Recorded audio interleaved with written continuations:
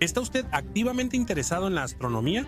Si es así, seguramente se ha encontrado a menudo con la frase sacramental que acompaña la paradoja en la granja. ¿Dónde están todos? Se trata de los hipotéticos habitantes de civilizaciones extraterrestres que, de manera imperdonable, han estado ignorando los horizontes terrestres durante mucho tiempo.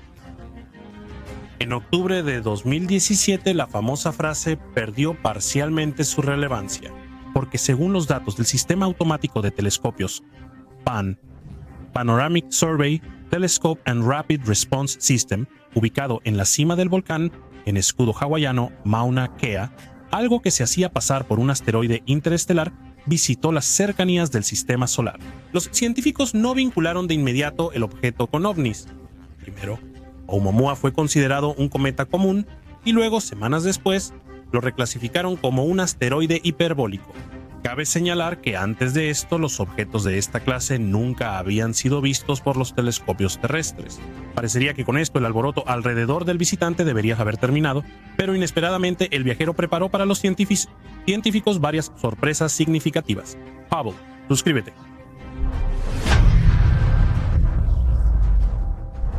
Lo primero que llamó la atención de los astrónomos fue la increíblemente alta velocidad de Oumuamua. El objeto se movía impulsado por una aceleración no gravitacional, lo que llevó a los especialistas a sacar conclusiones prematuras sobre la naturaleza cometaria de este cuerpo celeste. La velocidad de Oumuamua, dependiendo de su ubicación en el espacio, variaba de 26 a 88 kilómetros por segundo. Para comparar, Sedna se mueve a una velocidad de casi 2,6 kilómetros por segundo y el cometa no periódico Bowl a 3 kilómetros por segundo. Es decir, tal velocidad no es característica de los pequeños cuerpos celestes, lo que automáticamente generó muchas preguntas. ¿Con qué tuvieron que enfrentarse los científicos? Lo más probable es que el lugar de origen del asteroide sea el espacio profundo, por lo tanto, el objeto no está gravitacionalmente ligado a ninguna estrella. Esto significa que estamos tratando con un ermitaño interestelar, el primero que aparece dentro de los límites del sistema solar. Por la exclusividad del objeto, los datos se verificaron de inmediato con un telescopio muy grande en el Cerro Paranal, Chile, y se confirmaron totalmente, ya que no se detectó ninguna coma cometaria durante las observaciones del asteroide. Es notable que en el catálogo de objetos espaciales, Oumuamua recibió un índice único, I. Esto significa una abreviatura de interestelar. Así, el segundo nombre del asteroide es 1I2017-1. El primero, que es más conocido, proviene del hawaiano, haciendo referencia al lugar donde se descubrió el objeto y significa mensajero de lejos. ¿Cómo pudo suceder que un cuerpo celeste tan pequeño deambule caóticamente por el universo sin tener una residencia permanente? Astrofísicos creen que hace miles de millones de años Oumuamua fue expulsado por su estrella madre y desde entonces vaga solo. Se supone que la expulsión catastrófica pudo haber sido provocada por una de las estrellas en la constelación de la Quilla. ¿Pero es todo tan sencillo? ¿No será el misterioso visitante, por ejemplo, un fragmento planetario o incluso un objeto de origen tecnológico? Para empezar, averigüemos cuáles son los parámetros del extraño visitante. Según los datos de las observaciones, incluyendo el telescopio de Guillermo Herschel y el observatorio Halley, se logró determinar que el asteroide es presumiblemente rocoso y su diámetro es de aproximadamente 160 metros. También hay otros datos. El objeto tiene forma de cigarro, mide 30 metros de ancho y 180 de largo. Desafortunadamente, considerando el pequeño tamaño del asteroide, no es posible obtener datos más precisos. Pero el hecho de que la forma de Oumuamua sea muy alargada no está en duda y causa desconcierto. ¿De qué manera se mueve el elipsoide? Es sorprendente, pero literalmente da volteretas en el espacio y se comporta de manera bastante caótica. El análisis espectral de Oumuamua mostró similitud con objetos transneptunianos. Su superficie emite el mismo color rojizo y homogéneo. Pero queda la pregunta, ¿por qué el asteroide tiene una forma tan inusual y gira de manera irregular? Lo más probable es que este comportamiento haya sido causado por algún evento fatal que ocurrió en un pasado lejano. Es posible que Oumuamua haya chocado alguna vez con un planetoide o haya estado en el epicentro de una explosión estelar. Difícilmente conoceremos la verdad. En cualquier caso, todas las conclusiones disponibles hasta el momento han sido publicadas en la revista científica británica Nature. ¿Quieres saber dónde se encontraba el objeto en el momento en que fue descubierto? Cuando los astrónomos notaron a Oumuamua, estaba a una distancia de 30 millones de kilómetros de la Tierra. Con las mediciones de velocidad del objeto, los científicos calcularon que un mes antes el elipsoide se acercó al Sol más que Mercurio. Y en enero de 2019, el visitante rocoso interestelar cruzó la órbita de Saturno. ¿Dónde está Oumuamua? Actualmente el asteroide se acerca a Plutón y después gradualmente dejará el sistema solar, aunque esto sucederá en 23.000 años. Algunos astrónomos, en particular el profesor de la Universidad de Hawái, David Jewett, creen que no hay nada especial en el asteroide, excepto su forma. ¿Se puede confiar en conclusiones tan categóricas? Consideremos hipótesis alternativas. La opinión más popular es que el objeto tiene un origen artificial. Para averiguarlo, incluso se planea enviar una sonda espacial que aterrice en la superficie del asteroide. Es difícil creer que un proyecto así se lleve a cabo. Primero deberíamos resolver la colonización de Marte y vencer al coronavirus. Sin embargo, se están considerando posibilidades para crear un motor de vela láser Starship que permitiría llegar rápidamente al objetivo. Pero algunos ingenieros están seguros de que esto se puede lograr usando tecnologías existentes, si se recurre a maniobras gravitacionales y al efecto Oberth, mientras que una sonda espacial que use una vela solar podría acelerarse demasiado rápido y simplemente pasar de largo por Oumuamua. Actualmente se está desarrollando una misión llamada Proyecto Lyra. Se tienen esperanzas en ella para obtener al menos algo de información sobre el misterioso asteroide. Y aún así, ¿en qué se basan las suposiciones sobre el origen extraterrestre del objeto interestelar? ¿De verdad una nave espacial extraterrestre finalmente visitó el sistema solar? Creyó Robert Urich el primero en notar el asteroide, que veía no solo una roca, sino una nave extraterrestre. Pero basta de preguntas. Intentemos analizar el tema con el mayor detalle posible. Por la velocidad muy alta y la forma inusual del objeto, se puede suponer que es una sonda de reconocimiento o una nave espacial fuera de control. Recuerden las extrañas volteretas de Oumuamua.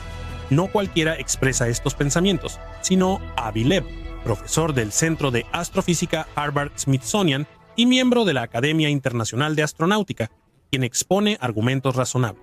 En primer lugar, el astrónomo insiste en que los asteroides no pueden tener una forma cilíndrica tan pronunciada.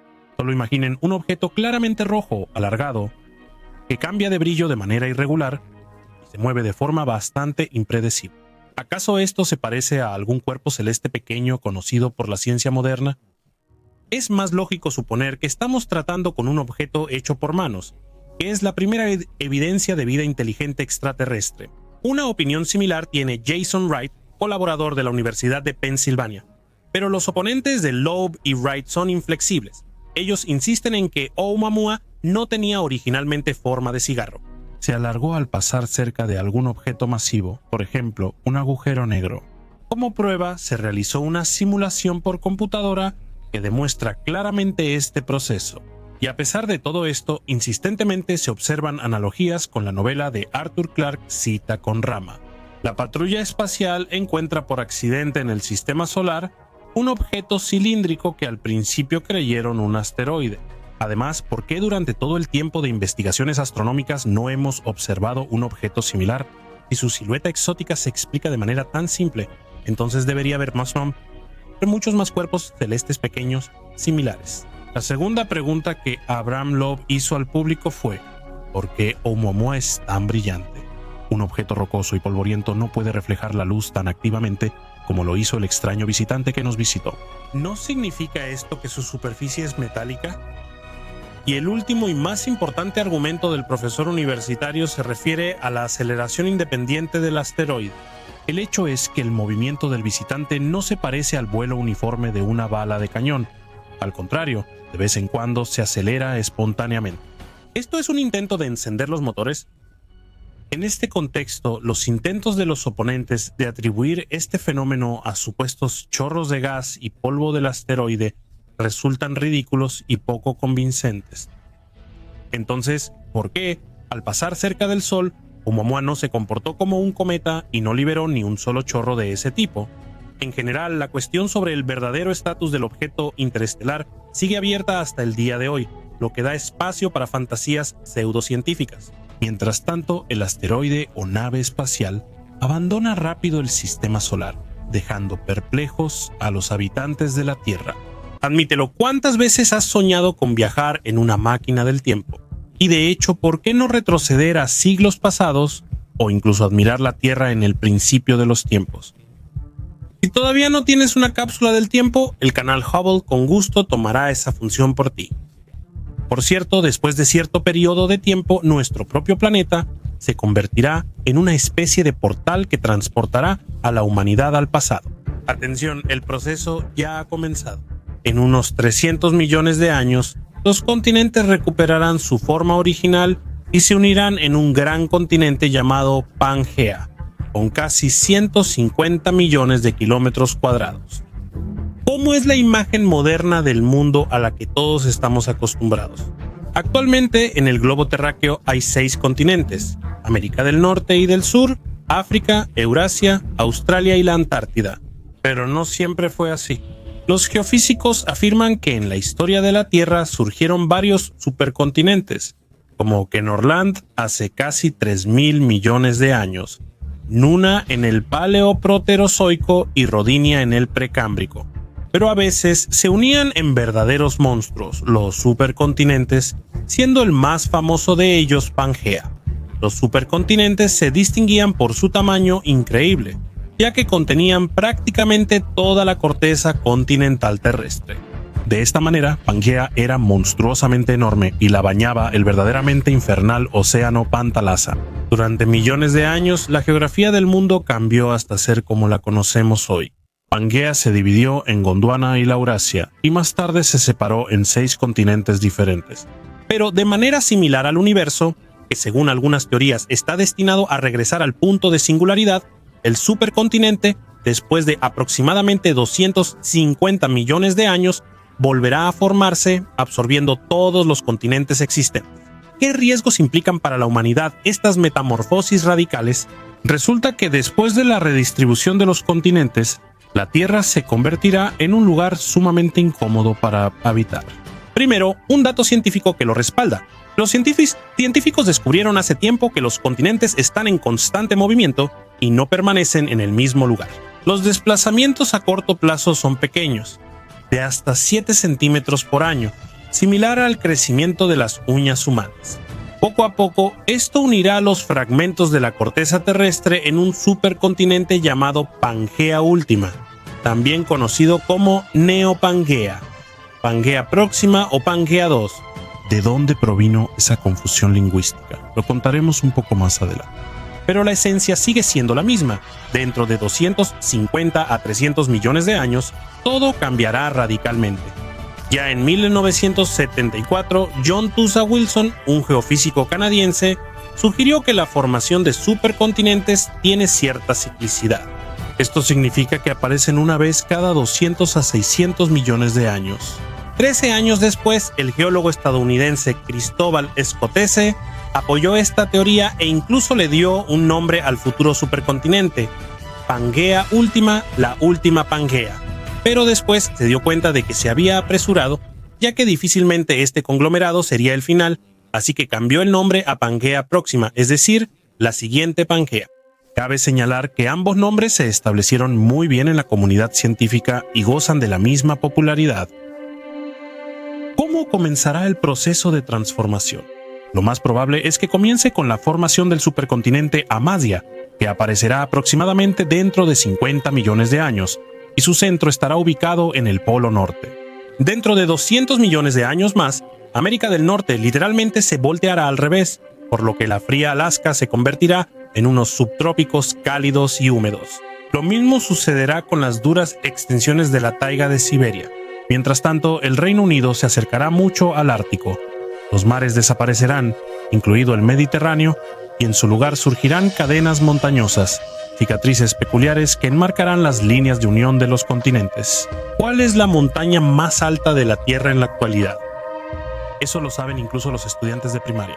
Su nombre es Everest o Chomolungma, cuya altura llega casi a 9 kilómetros. Pero eso está lejos de ser el límite, porque en las vastas tierras de Pangaea Próxima, las cumbres serán mucho más grandes, aunque claro, difícilmente alcanzarán el tamaño del Olimpo marciano de 26 kilómetros. En el centro de Pangaea se extenderá un mar interior de dimensiones bastante considerables, así que la gente ya no tendrá que elegir entre el Egeo, el Jónico o el Muerto. Además del océano, solo estará disponible este enorme cuerpo de agua. No se debe suponer que esas extensiones estarán llenas de habitantes nativos felices. Principalmente, el supercontinente estará cubierto por desiertos inhóspitos e intransitables, y sus extremos estarán adornados con un collar de cadenas montañosas. El clima también cambiará hasta volverse irreconocible. Los habitantes de Pangaea Próxima sufrirán constantes terremotos, erupciones volcánicas y tsunamis de una fuerza increíble. Pero la amenaza más aterradora será el hiperhuracán. Este ciclón, desconocido para la humanidad actual, por ahora es solo hipotético, pero en el futuro supercontinente, el hiperhuracán se convertirá en una realidad cotidiana. ¿Cuáles son las causas de este fenómeno atmosférico mortal? Un ciclón tropical extremo podría formarse si la temperatura del océano mundial llega a 50 grados, mucho más de lo registrado en la Tierra.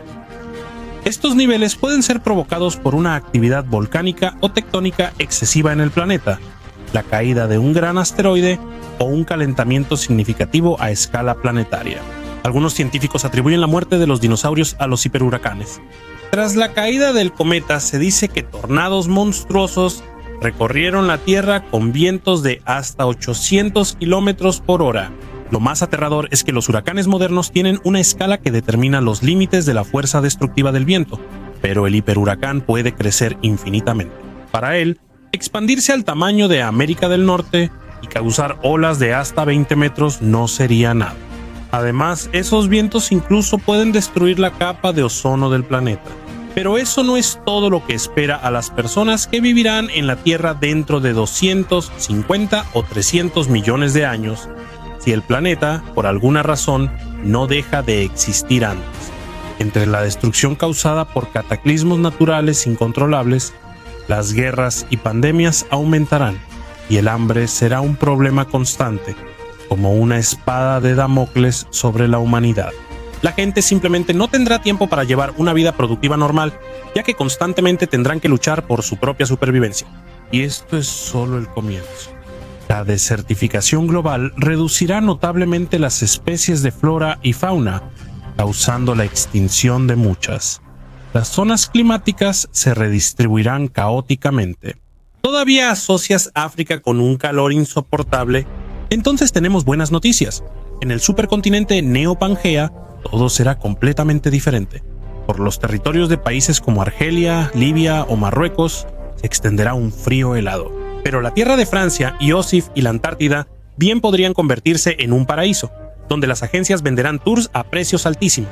Por eso la frase del personaje de la famosa comedia soviética sobre un viaje de descanso a Magadán ya no parecerá graciosa. Pero existen algunas ventajas de vivir en un continente tan enorme. Por ejemplo, ¿cómo organizarán las personas el sistema de transporte en áreas tan extensas? Tal vez para entonces el Hyperloop de Elon Musk ya cubra todo el planeta, pero el tren de alta velocidad del futuro tendrá que ir muy profundo bajo tierra, ya que los siniestros hiperganos son capaces, literalmente, de arrancar de raíz la torre Burj Khalifa. Y ni hablar de algún túnel al vacío. En resumen, las ciudades y países serán irreconocibles, se reevaluarán valores, cambiarán prioridades y la geopolítica llegará a otro nivel. Porque los países estarán mucho más cerca unos de otros, adquiriendo nuevos vecinos. Por ejemplo, para ir de Rusia a Estados Unidos, no será necesario cruzar el Atlántico, pues este desaparecerá y será reemplazado por un enorme cuerpo de agua que unirá todos los mares y océanos. Parecería que sus aguas deberían ser un paraíso, lleno de criaturas marinas exóticas y plantas lujosas. Pero incluso aquí, la gente del futuro se llevará una decepción, ya que el oxígeno en el planeta disminuirá debido a la aparición del supercontinente cubierto de desiertos muertos, lo que significa que los habitantes del océano también tendrán que ahorrar oxígeno. Díganme la verdad, ¿les gustaría vivir en este maravilloso y nuevo mundo? Es una pregunta polémica, sobre todo considerando los grandes cataclismos que la humanidad aún no ha enfrentado.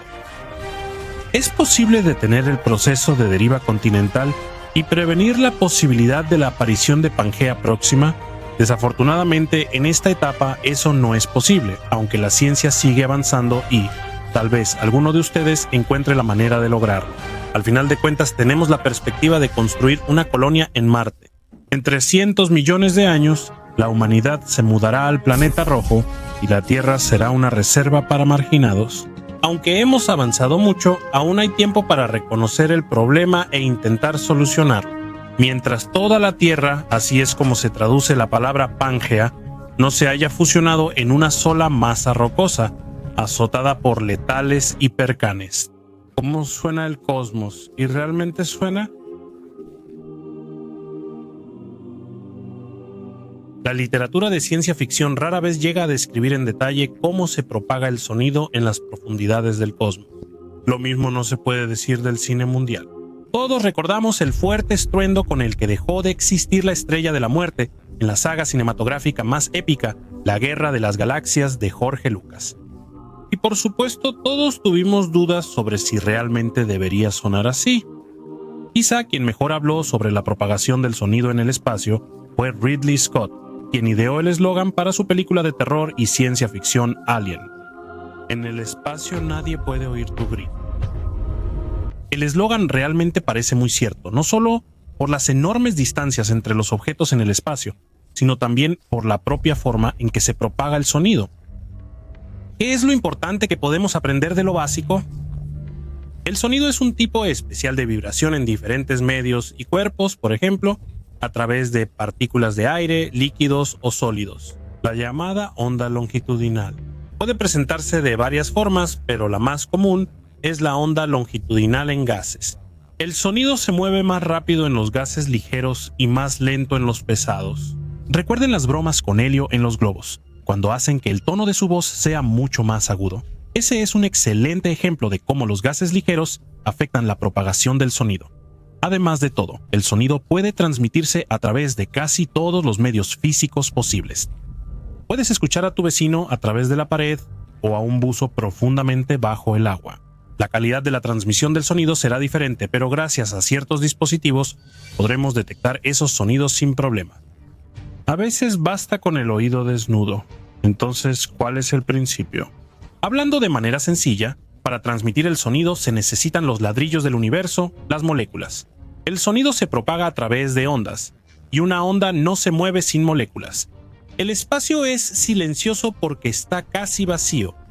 Su densidad es de solo 10 átomos por metro cúbico, mientras que la atmósfera tiene alrededor de 10 septillones de átomos. Dicho de otra manera, para transmitir el sonido se necesita una cierta densidad de materia. Actualmente hay pocas moléculas en el vacío, pero hace miles de millones de años era distinto. Poco después del Big Bang, todo el universo era una esfera de plasma incandescente, lo suficientemente densa como para que el sonido pudiera viajar a través de ella. Las ondas explosivas de la formación del universo sacudieron el espacio, creando un zumbido cósmico. ¿Habríamos podido escucharlo si, de manera fantástica, hubiéramos estado allí? Lo más probable es que no.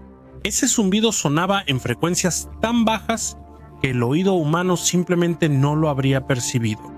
Hace mucho tiempo el espacio estaba lleno de sonido, pero ahora reina allí casi un silencio total. Sin embargo, eso no es motivo para estar tristes. Debemos agradecerle a las propiedades del vacío. ¿Por qué? Imagínate si el sonido se propagara en el espacio. Estaríamos siendo atormentados sin parar por un estruendo loco, cuyo origen es nuestro astro ardiente, el Sol.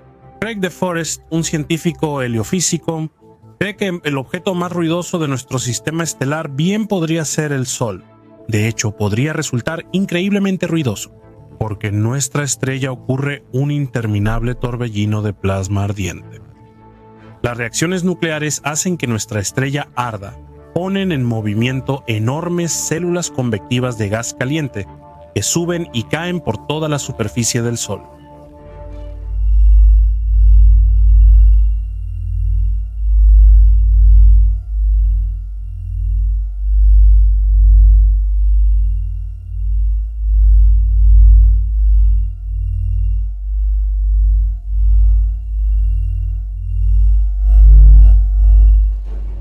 Según los cálculos preliminares, cada una de estas células es capaz de emitir de 100 a 300 vatios de energía sonora por metro cuadrado.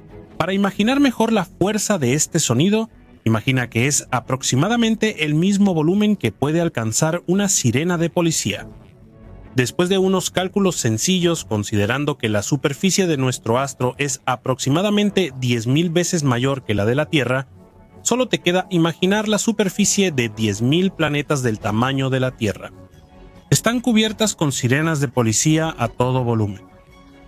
Es difícil imaginar cómo la humanidad podría sobrevivir a ese ruido aterrador. Por suerte, el vacío del espacio nos protege, pero también habitamos un mundo de gran diversidad sonora. Escuchamos el canto de los pájaros, el tráfico urbano y el chapoteo de las olas. La Tierra está llena de sonidos.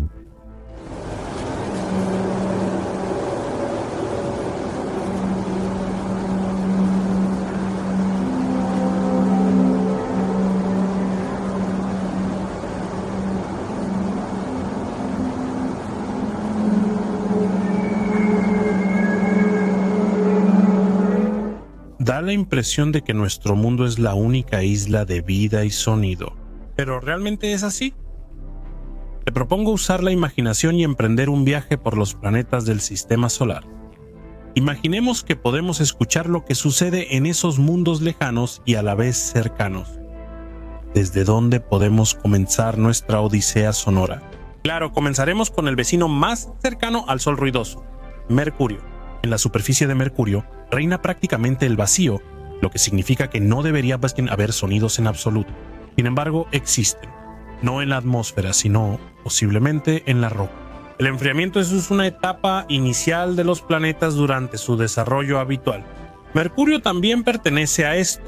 Durante este tiempo, el volumen del planeta se redujo y su corteza, que está compuesta de roca que se enfrió y de alguna manera se endureció en un periodo anterior al de su núcleo, debe contraerse.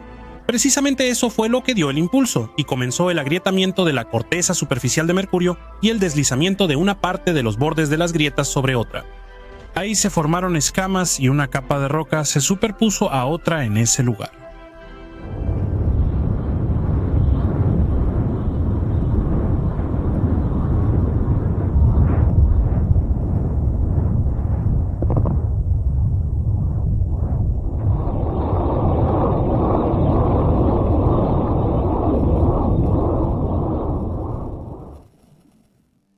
Así el pasado de Mercurio se relaciona con los sonidos que acompañan los temblores. Hasta ahora, solo una nave de aterrizaje equipada con un sismómetro podría averiguar si hay tales temblores en Mercurio. La siguiente parada es Venus. Debido a su atmósfera muy densa, mucho más densa que la de la Tierra, los sonidos son muy parecidos a los que podemos escuchar bajo el agua. Imaginen que están dentro de una gelatina espesa a una temperatura de aproximadamente 480 grados Celsius. A principios de los años 80, la nave soviética de descenso Venera 14 aterrizó con éxito en la superficie del planeta. Durante la hora que estuvo activo en la superficie del planeta, grabó el aullido de los vientos venusianos. Además de esto, las observaciones de Venus nos mostraron que en su densa atmósfera a menudo se pueden ver destellos de relámpagos.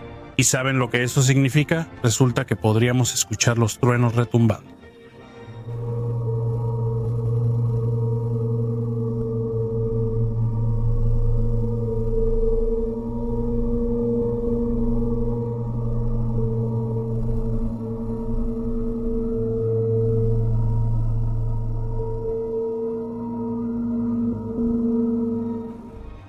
¿Y qué hay del planeta rojo? El sonido en Marte es distinto al de Venus, ya que su atmósfera es mucho más delgada que la de la Tierra y tiene menos moléculas.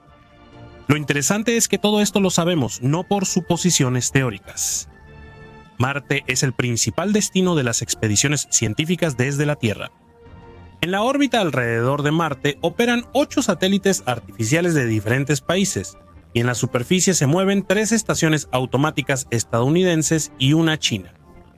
Y fue solo hasta el año 2021. La Administración Nacional de Aeronáutica y del Espacio publicó en Twitter una grabación de audio que lograron captar con el rover Perseverancia, en la que se puede escuchar un crujido estático suave y un fuerte zumbido, que supuestamente es causado por las fuertes ráfagas de viento marciano. Pero ahora, con el poder de nuestra imaginación, nos encontramos en medio del desierto marciano. ¿Qué escuchamos? En realidad, no tendremos una gran variedad de sonidos.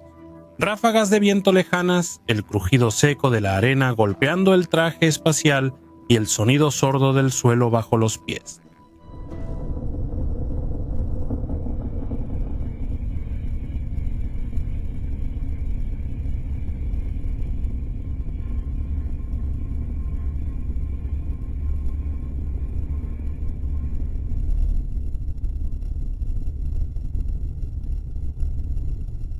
La propagación depende principalmente de la composición del aire. La atmósfera, casi toda de dióxido de carbono, absorbe frecuencias altas. Cualquier sonido en una atmósfera así se vuelve más apagado. Nuestro camino nos lleva cada vez más lejos en los límites del sistema solar, adelante hacia Júpiter y más allá. Sabemos que Júpiter no tiene superficie sólida, está formado por gases que se densifican hacia el centro y se vuelven líquidos en cierto punto. Todos esos hermosos remolinos visibles son causados por la diferencia de temperatura y presión en las distintas capas del gigante gaseoso. ¿Y qué hay del sonido? Bueno, al igual que en Venus, podemos observar destellos de relámpagos, lo que también indica la presencia de truenos.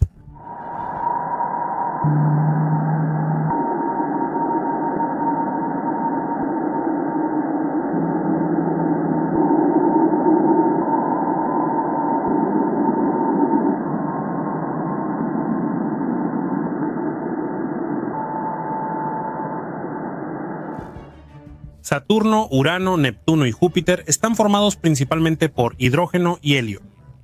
Estos dos gases son más ligeros que la atmósfera terrestre. El tono del sonido en ellos sería más alto, pero las diferentes capas de las atmósferas de los distintos planetas cambian las propiedades del sonido a su manera.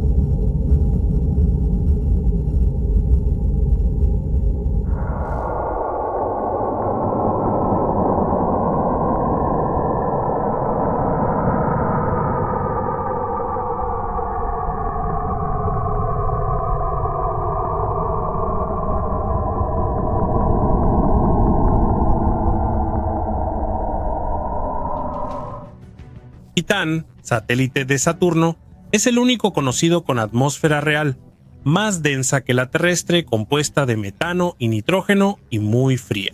Y solo imagina que en Titán llueven lluvias de metano. De hecho, los científicos llegaron a la conclusión de que Titán es un mundo extremadamente inflamable. En Titán no hay oxígeno, por lo que la combustión es imposible. De otro modo, el planeta habría explotado hace mucho, en el año 2005. La sonda Huygens hizo una grabación de audio mientras descendía a la superficie a través de la densa atmósfera.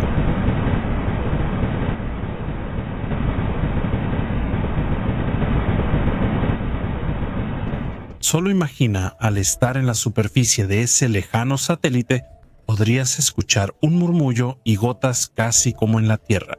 Pero ese sonido no vendría de los lagos y ríos que conocemos, sino de enormes cascadas de metano. El espacio cósmico es en su mayoría un vasto desierto donde no hay un medio para que el sonido se propague. Sin duda, esa afirmación es absolutamente cierta, pero la fuerza de la mente y la imaginación humanas a menudo no reconocen ninguna barrera. Wanda Díaz-Merced, científica astrofísica del Observatorio Astronómico de Sudáfrica, está irremediablemente enamorada del estudio de los distantes estallidos de rayos gamma. Después de una terrible tragedia que le ocurrió a Wanda cuando tenía 20 años, perdió la capacidad de ver. Ella tenía solo una oportunidad para seguir trabajando en el mundo científico, adaptarse y escuchar el sonido del cosmos. Hay que decir que ella cumplió con esta tarea de manera excelente. Banda y sus colegas desarrollaron una metodología. Ella interactúa con información estadística absoluta y la transforma en pequeñas composiciones digitales de ondas, por ejemplo, que dependen de la intensidad de la vibración y del tamaño del objeto cósmico. El análogo sonoro también cambiará su sonido. ¿Tiene este interesante método algún nombre? Sí, esto se llama sanificación, la transformación de otra información en una secuencia de señales de audio. Pero nosotros, al llegar al final del video, ya sabemos que estos sonidos de ninguna manera son la única música del cosmos. Debe haber muchos más sonidos reales, no solo los que han sido sintetizados mediante algoritmos del sistema. Sí, es como si existieran en pequeñas islas dentro de océanos enteros de vacío silencioso, pero el universo no está mudo. Ella nos habla y nosotros a su vez debemos escucharla usando toda la fuerza de nuestra mente e imaginación. Estuviste en el canal Hubble y esperamos que te haya gustado nuestro video. No te vayas lejos, pronto habrá muchas cosas interesantes esperándote. Nos escuchamos.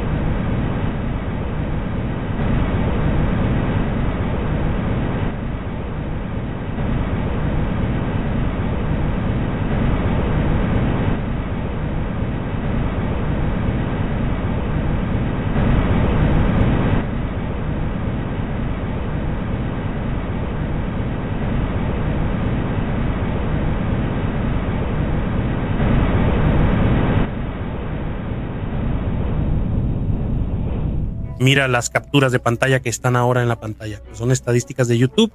¿Qué significan? Fíjate, ahora el 57% de los espectadores de este canal ven sin suscribirse. Esa es la esencia de mi mensaje para ustedes.